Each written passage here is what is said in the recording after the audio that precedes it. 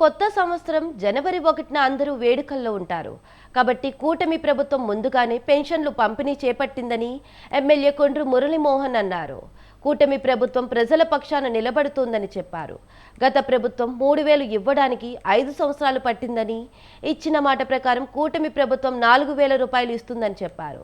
విజయనగరం జిల్లా బొబ్బిలి రోడ్డులోని 20వ వార్డులో పెన్షన్ల పంపిణీ కార్యక్రమం జరిగింది.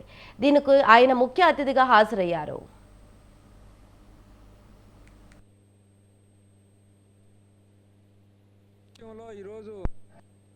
ఇక్కడ 48,000 జనాభా ఉన్నారు టోటల్గా.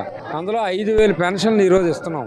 ఎన్టీఆర్ భరోసా అంటే ఈ ప్రభుత్వం కట్టుబడి ఉంది. మరి మీకు తెలుసు, గత ప్రభుత్వంలో 3,000 అవ్వడానికి 5 సంవత్సరాలు పడితే వచ్చిన రోజే మనం 4,000 రూపాయలు ఇవ్వడం జరిగింది.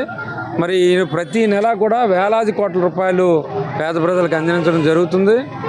మరి ఏ విధంగా చూసుకున్నా ఈరోజు చంద్రబాబు నాయకత్వంలో ఒక విజన్తో ముందుకు వెళ్తున్నాం. ఒక రాజాం నియోజకవర్గమే చూసుకుంటే రోడ్ల విషయంలో ఈరోజు రిపేర్లు అన్నీ కూడా అవుతున్నాయి. మెయిన్ రోడ్డు అవుతుంది, అలాగే మరి మున్సిపాలిటీలో రోడ్లన్నీ అవుతున్నాయి. మరి అన్ని విధాల ఈరోజు ఎన్ఆర్జీ సంబంధించి ఒక 25 కోట్ల రూపాయలతో పనులు ప్రారంభమయ్యాయి. అలాగే రైతులకు సంబంధించి కూడా ఈరోజు ధాన్యం ఇమ్మీడియట్గా కొన్నాం.